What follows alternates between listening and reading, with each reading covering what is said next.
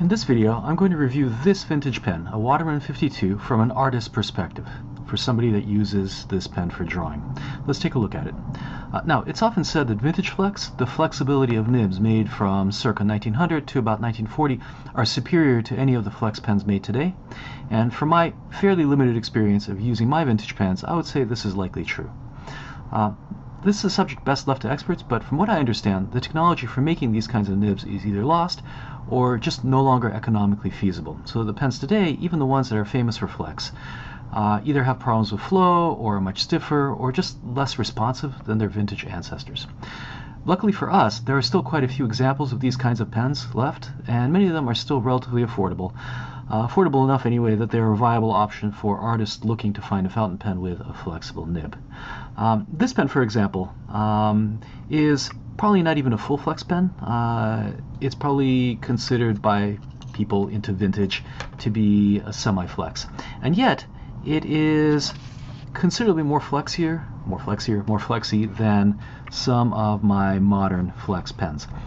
First of all, it starts off with a hair thin, extra fine line, and then as I build up the pressure, it goes thicker and thicker and thicker and thicker. I don't want to push this anymore, but you can see that's pretty huge line variation. Let's compare that degree of flex with some of my other pens here. This is a very common one that a lot of artists have. This is the Pilot Falcon. So you can see that the Pilot Falcon, first of all, starts off with a thicker line. This is a different ink, which also has an effect. And then doesn't flex quite as much. Now again, Falcon is probably not even considered by many people to be a flex pen, but like a soft or a bouncy pen. But that's a comparison between Waterman 52 and the Pilot Falcon. Here is, I think, my flexiest out-of-the-box pen. This is a Pilot 743 FA. It starts off with a slightly finer line, and you can see the degree of flex is perhaps slightly short of this semi-flex Waterman 52.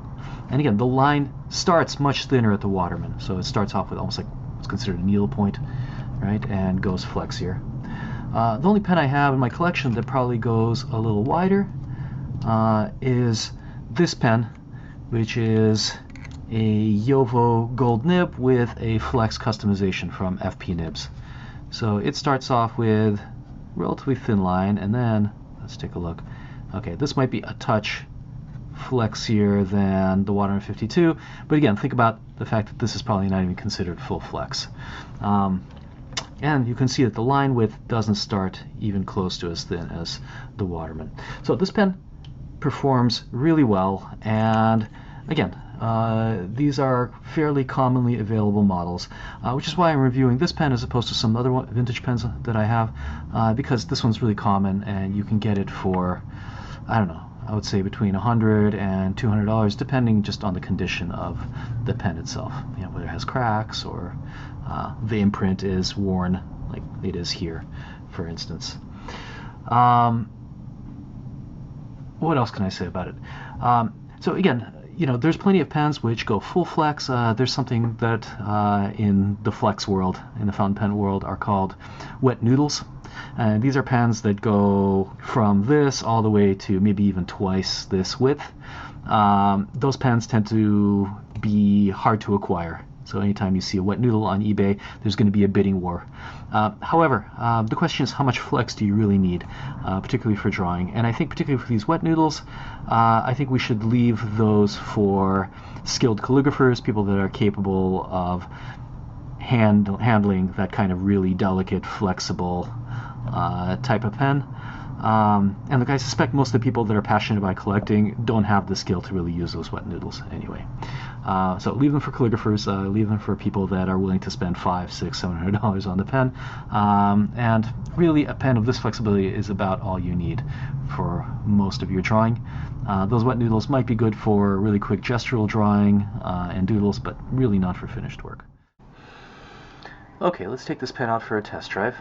One of the things I really like about it is that this particular nib allows me to put down a very thin line at the beginning, which gives me the ability to sketch things in before committing to darker lines.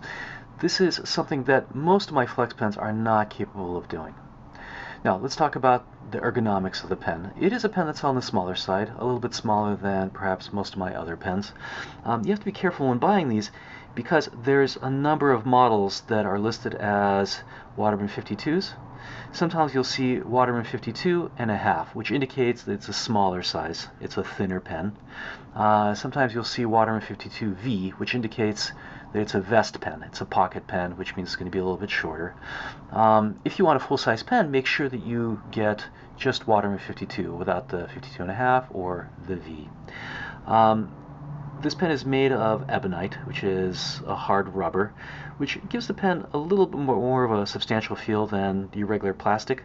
So even though the pen is small, it's still relatively substantial feeling in the hand. What else? In fact, I kind of like the fact that it's thin enough so that it allows me to scoot my fingers back, as you saw me doing at the beginning of the drawing, which gives me the ability to work even lighter. Okay, so we've talked about the advantages of vintage flex, the fact that the nibs are very flexy, much more responsive than most flex pens, modern flex pens on the market. What are the disadvantages? Well, there's quite a number. The most important being is that this is an antique. This pen is probably from the 1920s, which makes it pretty close to being 100 years old. Now, there's nothing that indicates that this pen is fragile in any way, but it's definitely something that's always in the forefront of my mind when I'm picking these pens up. And that's really not something you should be worried about when you're using a studio tool. So this is a pen that I very rarely take out, and when I do take out, I really baby. So these pens, quite often are fragile. Sometimes they come with cracks. You want to make sure that when you buy one that it's in good condition, that the nib doesn't have any problems with it. That can be an issue. What are the other disadvantages? Well, I think the main one overall, other than the feeling that you're working with something that's 100 years old, is that these pens often have a tendency to leak. Maybe it's because the feeds on these pens are designed to provide lots of ink to this kind of thirsty nib, but quite often after a while you'll see an ink bubble build up at the tip of the pen, and if you're not careful to shake it off, it'll burp all over your paper. This happens quite often. Look, it might happen in this drawing if I'm not careful. So quite often I'm careful. I watch the nib as I'm drawing, and if I see any ink building up, I'll shake it out every once in a while. Look, I'm used to this because this is something you have to be constantly aware of when using a dip pen. So for me, it's not a big deal. And look, I don't really use this pen for finished work, for studio work. Usually I use it for sketching in drawings where I really don't care whether the pen leaks or not. But it does create a problem with storage. Unless you store this pen perfectly upright, it'll leak everywhere. So I've got a container, a pen holder where the pens are laying sideways, and it doesn't work for this pen. I find that the ink leaks out if I store it for a long period of time. The other disadvantage is the filling system. These pens usually have an antiquated filling system that requires a latex sac. So what happens, there's a sac inside the pen. There's a lever that you can see. You lift the lever, which creates pressure, and then when it's released, it creates a vacuum which sucks ink into the pen. It holds a lot of ink. The only problem is there's absolutely no way of telling how much ink is in your pen until you're completely out. Now, I don't have a problem with that all that much because this pen doesn't leave my studio. I'll always have ink in front of me. But the whole point of using fountain pens are their portability, the fact you can take them anywhere, use them to sketch wherever you are, and the fact that I'm not certain whether there's ink in there at all times is a little bit of a problem.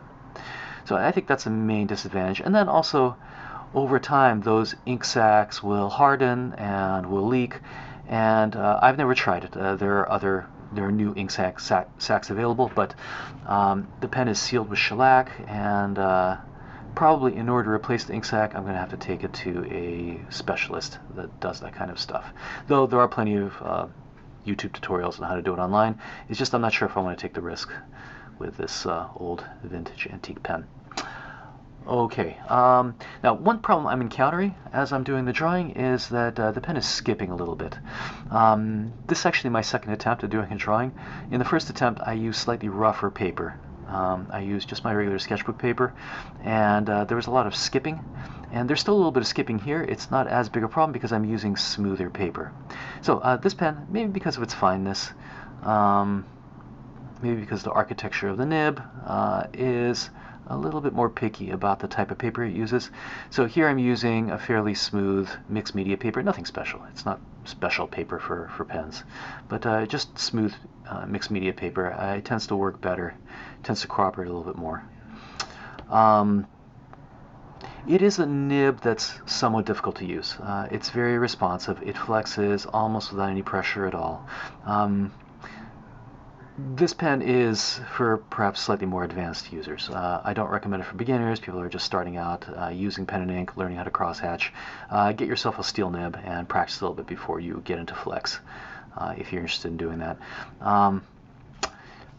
What else can I tell you?